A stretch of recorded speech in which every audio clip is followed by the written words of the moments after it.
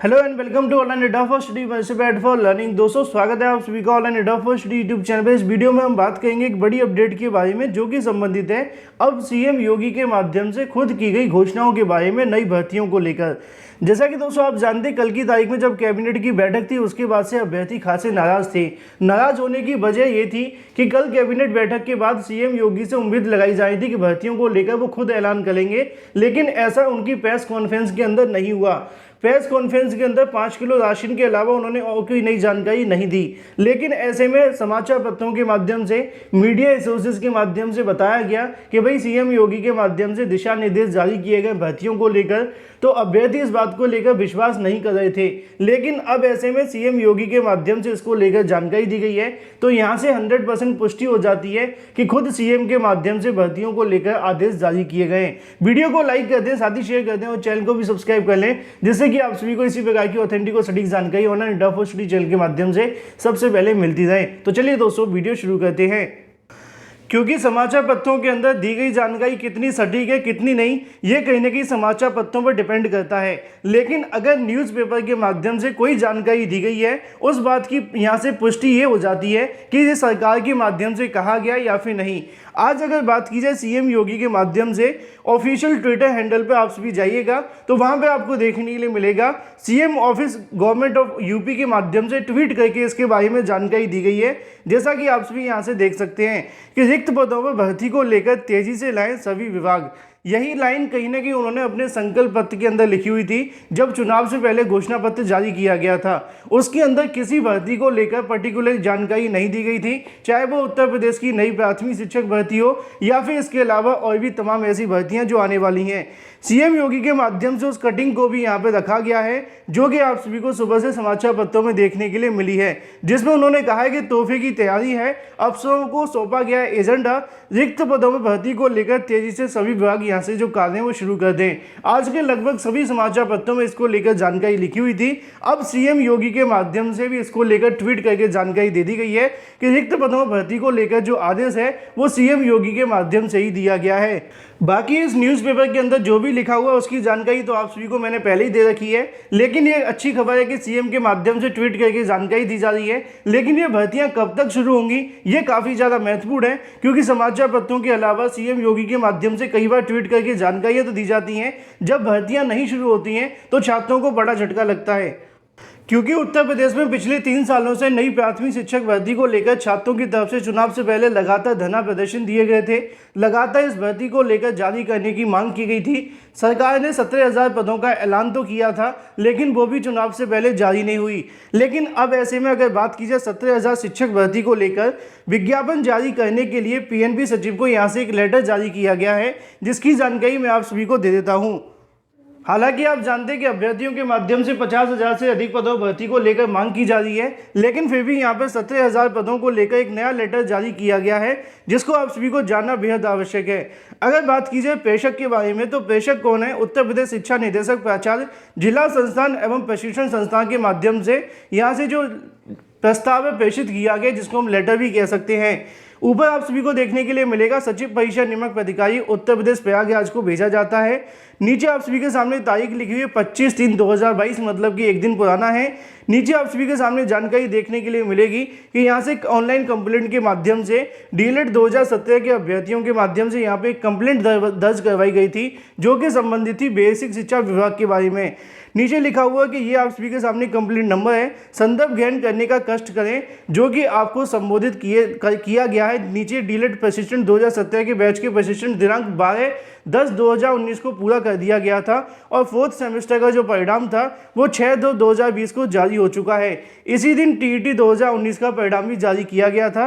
इसके बाद टीईटी 2021 का आयोजन हुआ, सीटेट 2021 का आयोजन हुआ। सीटेट दिसंबर के पदों की अगर बात की जाए, मतलब कि सीटेट दिसंबर 2021 की परीक्षा की अगर बात की जाए तो उसकी परीक्षा भी हो चुकी है, उसका परिणाम भी जारी कर दिया गया है। ऐसे में माननीय बेसिक शिक्षा मंत्री के द्वारा 24/12/2021 को 17,000 पदों पर नई शिक्षक भर्ती का विज्ञापन जारी करने को लेकर घोषणा की गई थी। डीएलएड के छात्रों की तरफ से 17,000 पदों पर भर्ती का प्रस्ताव शासन को भेजने का अनुरोध किया गया है। ऐसे में डीएलएड 2017 के अभ्यर्थियों के माध्यम से जो यहाँ से शिकायतें दर्ज करवाई गई हैं उसका संदर्भ ग्रहण करने का कष्ट किया जाए और उक्त मुद्दे को लेकर जल्द से जल्द जो कार्रवाई वो करने को लेकर जानकारी दी गई है।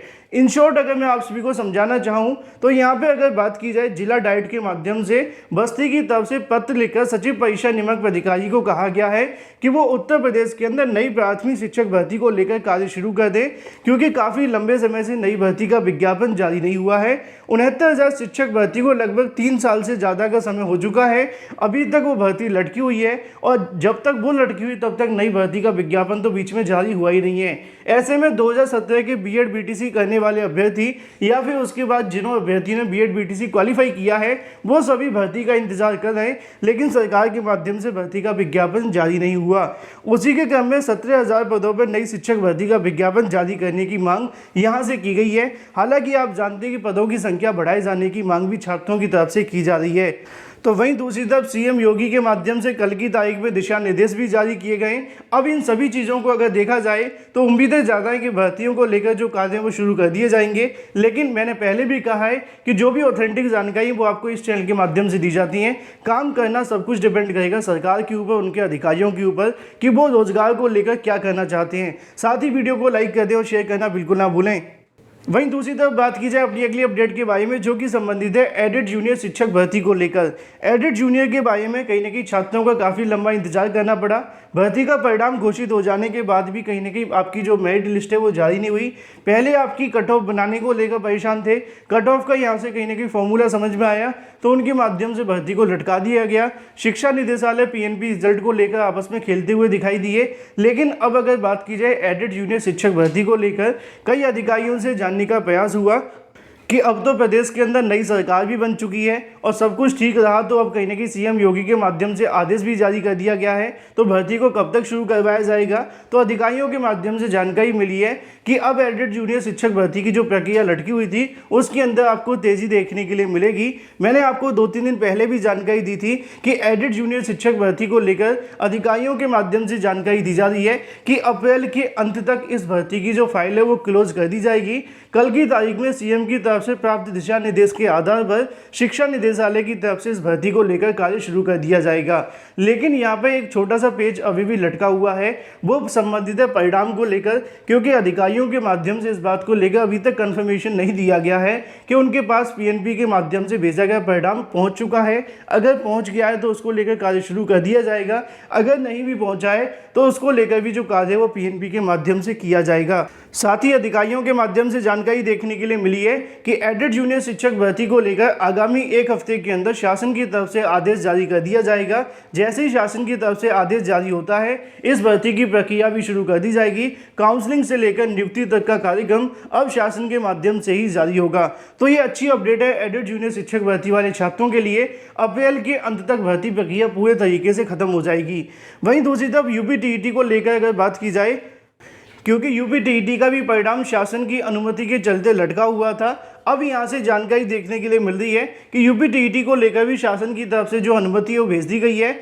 आगामी 3 से 4 दिनों के अंदर यूपी का परिणाम घोषित कर दिया जाएगा। सचिव परीक्षा नियामक अधिकारी के माध्यम से जिस दिन आपका परिणाम घोषित होगा उसके 1 दिन पहले विज्ञप्ति जारी की जाएगी और उसके बाद में आपका परिणाम जारी होगा। जैसे ही यहाँ से योगी सरकार ने कहीं ना कहीं कार्यभार संभाला है उसके बाद अधिकारियों को दिशा निर्देश दे दिए गए हैं। कुछ ऐसी भर्तियाँ जिनके परिणाम जारी नहीं होने हैं या फिर जिनके परिणाम जारी हो चुके हैं जैसे कि एडेड जूनियर और यूपी, इन सभी भर्तियों को आगामी कुछ ही दिनों के अंदर शुरू करने के भी आदेश जारी हुए हैं। तो यूपी को लेकर जो अभ्यर्थी इंतजार कर रहे हैं शासन की तरफ से यहाँ से कहने की जो आदेश है वो दे दिए गए हैं। आगामी 3 से 4 दिनों के अंदर आपकी उत्तर कुंजी के साथ ही यूपी का भी परिणाम जारी हो जाएगा।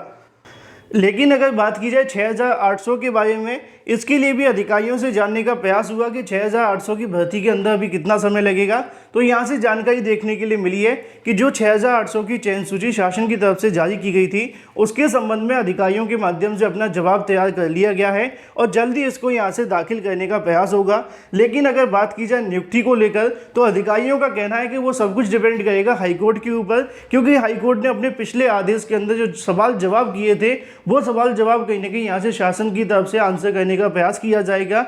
अगर कोर्ट यहाँ से सहमत हो जाती है और भर्ती को लेकर यहाँ से अनुमति दे देती है तो उसकी भी प्रक्रिया अप्रैल के अंदर शुरू कर दी जाएगी। मतलब कि बेसिक शिक्षा विभाग के माध्यम से 6800 को लेकर कोर्ट ने जो जानकारी मांगी है उसकी लगभग तैयारियां कर ली गई हैं। जल्दी महाधिवक्ता के माध्यम से यहाँ से 6800 को लेकर जानकारी कोर्ट को दे दी जाएगी और अगर कोर्ट सहमत होती है तो ये भर्ती भी अप्रैल के अंदर शुरू हो जाएगी। बाकी जो भी अपडेट है इस चैनल के माध्यम से लगातार आप सभी को मिलती रहेगी। वीडियो को लाइक कर दें, साथ ही शेयर कर दें और चैनल को सब्सक्राइब करना बिल्कुल ना भूलें।